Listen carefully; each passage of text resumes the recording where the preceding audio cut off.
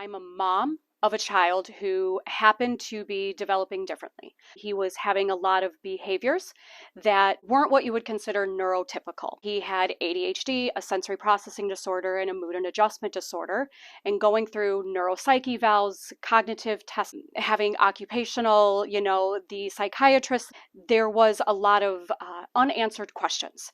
Finally, we got hooked up with a psychiatrist who said, yep, your son has these diagnoses, and he's also got what's called disruptive mood dysregulation disorder. He falls on the autism spectrum, but he doesn't have an autism diagnosis. I set on a mission with my son to develop coping techniques for him so that way he could thrive in life. So we started looking at different coping techniques for him, for different types of fidgets that he could use. And by about age 7, we really had a good understanding of what he could use. We put a lot of these together and we developed a black fanny pack for Sean that was called his Keep Calm Toolkit. And he took it to school, he took it to his friend's house, he took it everywhere we went. We started noticing that all of his friends wanted everything that we had found. I had worked with PTs, OTs, with SEAs. I had done a lot of extensive research into the different types of fidgets when we put these together. He came to me about Thanksgiving time 4 years ago and said, Mom, everybody keeps taking my fidgets. Can't they get their own? We set up at a couple different farmers markets, and within his first 2 events, he had made like $400. So we're like, hey, we might be onto something.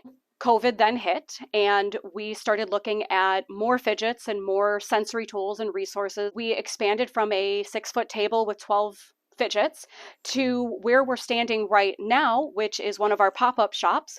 We have a little over 180 different types of sensory tools and fidgets. As we started going to more and more of these vendor events, we started talking to a lot of families that said, we have access to no resources. You're the first person who has told me that there's life after diagnosis. We bought a 1991 Ford E350 ambulance and converted it into a mobile sensory room.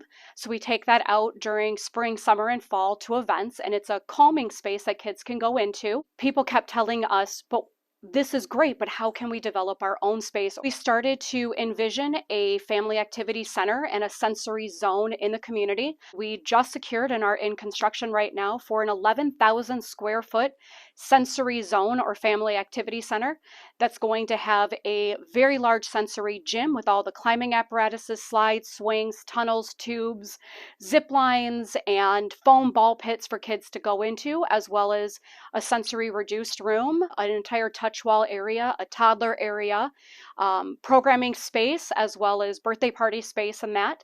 We're really, really looking forward to opening in April. Now we've grown this vision from a 6-foot table to now 11,000 square feet, and my son is a profit shareholder in the company. He is a very successful component of this business, and he calls it his business.